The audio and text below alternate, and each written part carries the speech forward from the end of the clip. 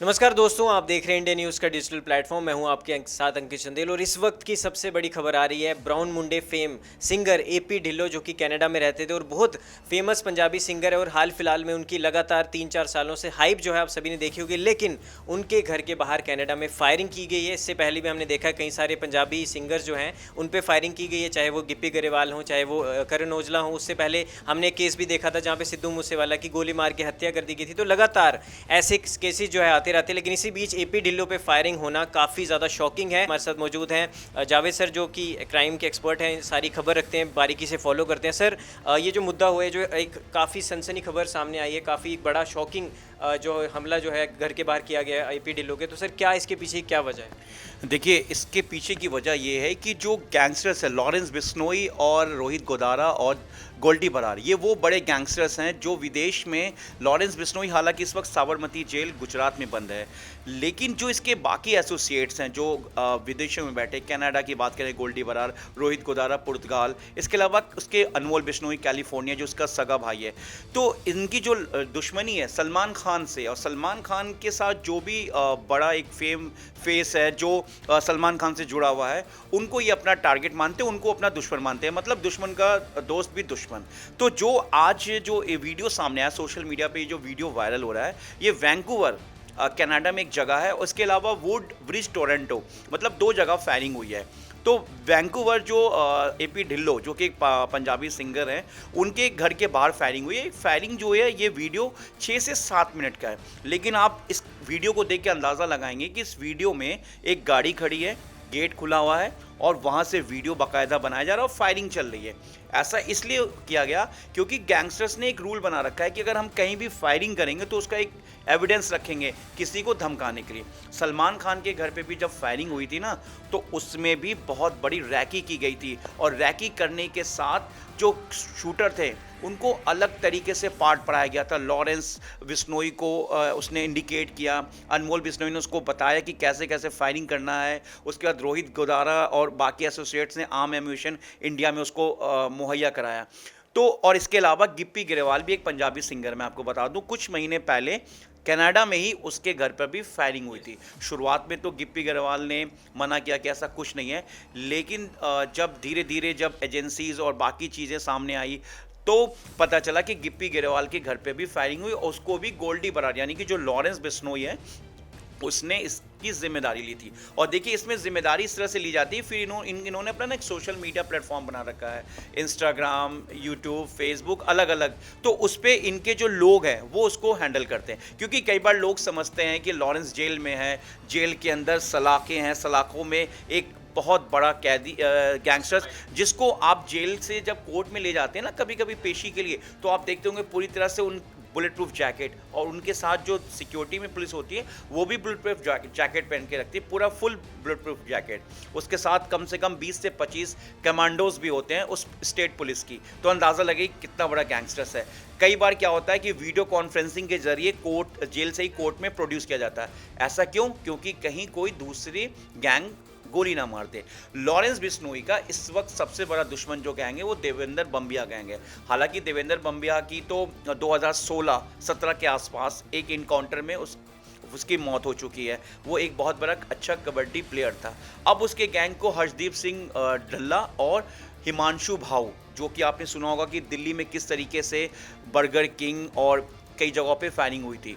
तो ये पूरा एक गैंगस्टर्स का सिंडिकेट, और सभी गैंगस्टर्स आपको अभी विदेश में बैठे हैं।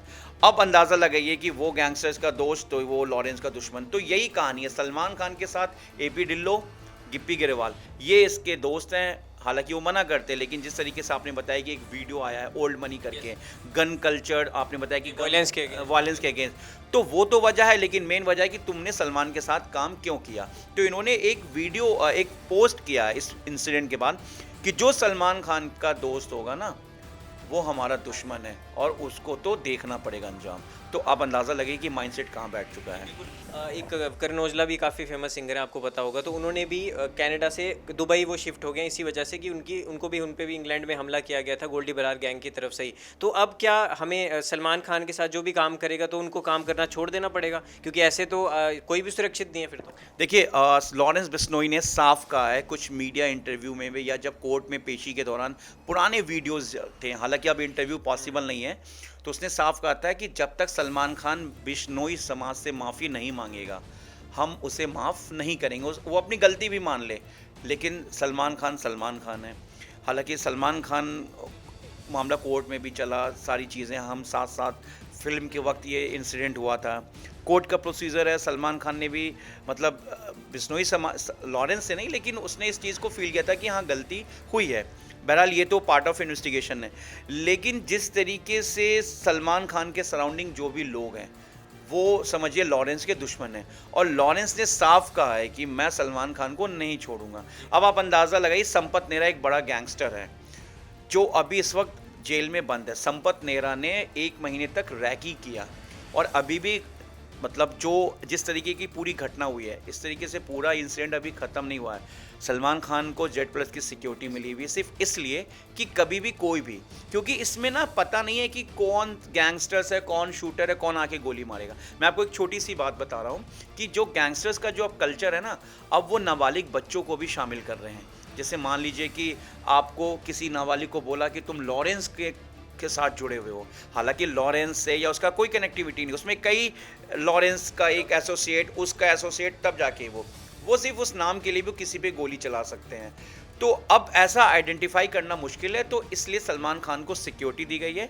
और रहा लॉरेंस की बात, तो लॉरेंस ने सलमान को अपना सबसे बड़ा दुश्मन मान लिया। और कहीं ना कहीं एक चीज़ ये भी है कि सलमान खान पे कमेंट, सलमान खान पे फायरिंग, सलमान खान से जुड़े लोगों पे, तो लॉरेंस का भी एक अपना कद बढ़ता है कि भाई एक सलमान खान का दुश्मन है। वो कहते हैं ना कि किसी इंसान की पहचान करनी तो उसके दुश्मन को देखो कि उसका दुश्मन कौन है। तो ठीक उसी तरीके से कहीं ना कहीं ये पब्लिसिटी भी है।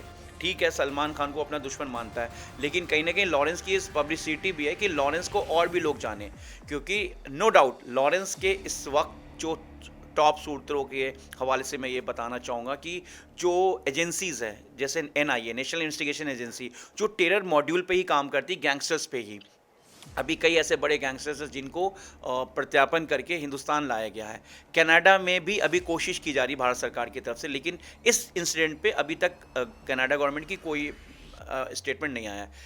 गोल्डी बरार कनाडा में ही है, जो लॉरेंस का बेहद ख़ास है। तो अब देखिए इसके लोग, जो लॉरेंस के जो शूटर्स हैं ना, वो पूरे विदेशों में हैं, जो फिल्मों में आप देखते हैं ना। और रही बात दुबई की, तो देखिए गैंगस्टर्स हैं, हम कोई उनका मतलब सपोर्ट या किसी तरह की नहीं, लेकिन एज ए क्राइम के लैंग्वेज में हम बताएं तो इनके गैंगस्टर्स पूरे देशों में फैले हुए हैं। दुबई में हैं, यहाँ तक कि लॉरेंस के लोगों ने तो सलमान खान को, दाऊद इब्राहिम को भी उन्होंने धमकी दे डाली थी अभी सलमान खान के घर के फायरिंग के वक्त, जिसमें अनमोल बिश्नोई ने कहा था कि दाऊद और छोटा शकील के नाम के 2 कुत्ते हमने पाल रखे हैं। तो मतलब आप अंदाज़ा लगाइए कि दाऊद जो एक अंडरवर्ल्ड का बड़ा नाम, तो लॉरेंस और अनमोल जो कि लॉरेंस बिश्नोई का भाई है, अनमोल बिश्नोई, जो कि कैलिफोर्निया में है, और उसी ने सारी प्लानिंग की थी सब कुछ। इसके साथ रोहित गोदारा, संपत नेहरा जेल में है, कई बड़े ऐसे गैंगस्टर्स हैं जो लॉरेंस के लिए अभी काला जटेरी जेल में, लेकिन इनके जो एसोसिएट्स हैं वो विदेशों में बैठे हुए हैं। तो अब आप अंदाज़ा लगे कि ये आइडेंटिफाई करना मुश्किल है कि कौन कहाँ बैठा है। बिल्कुल, तो हमने काफ़ी बारीकी से आपने समझाया, काफ़ी अच्छी तरह हम समझ पाए कि पूरा ये आखिर मुद्दा क्या था। और सर लास्ट में आखिरी सवाल मेरा ये है कि अभी तक क्या अपडेट है इस केस में? कनाडा गवर्नमेंट ने, कनाडा पुलिस ने कुछ इस पर वेरिफिकेशन दी है, कुछ है? देखिए, जो सेंट्रल एजेंसीज़ हैं, अपनी इंटेलिजेंस एजेंसीज़ होती हैं, जिसको खुफिया विभाग कहते हैं देश की, वो इस पूरे रडार पे है, उस वीडियो को देख रही है, एग्जामिन कर रही है। सेंट्रल एजेंसी NIA वो भी इस वीडियो को देख रही है, मतलब इस फुटेज को पूरी तरह से इन्वेस्टिगेट करने की कोशिश कर रही है कि कुछ आइडेंटिफिकेशन हो जाए। हो सकता है कि जो वीडियो सोशल मीडिया पे वायरल हो रहा है उसके अलावा कुछ और वीडियोज़ हों जो एजेंसीज के हाथ लगी हो, क्योंकि देखिए आमतौर पर विदेशों में हर घर के बाहर CCTV कैमरा लगा होता है, उनके स्ट्रीट पे कैमरा CCTV लगा होता है। तो कहीं ना कहीं एजेंसीज को ये चीज़ें मिली होंगी आइडेंटिफिकेशन के लिए। लेकिन अब ये कहना कि इस पूरे मामले को लेकर, तो अभी तक कनाडा जो गवर्नमेंट है उनका कोई ऑफिशियल स्टेटमेंट नहीं है, ना ही उनके किसी ऑफिशियली पेज या उनका जो अगर हम साइट कहें तो इस मामले को लेकर कोई अभी तक इन्फॉर्मेशन आया है। तो काफ़ी कुछ हमें जानकारी इस पूरे कन्वर्सेशन से मिली है। एट द एंड एक पार्ट का सार तो यही है जो कहना चाह रहे हैं कि सलमान खान के साथ जो भी काम करेगा, उनके साथ एसोसिएट होगा, वो कहीं ना कहीं लॉरेंस के रडार पे ही है। तो अब गन कल्चर के अगेंस्ट गाना बनाना, सलमान खान के साथ गाना बनाना, या वॉलेंस के अगेंस्ट गाना बनाना, क्या लॉरेंस बिश्नोई के टारगेट में आ सकता है, क्योंकि ये एक बड़ा क्वेश्चन है। और अभी तक तो जो अपडेट आई है वो हमने आपको बता दी है, लेकिन इस केस पे जो भी अपडेट आएगी हम आपको ज़रूर बताएंगे।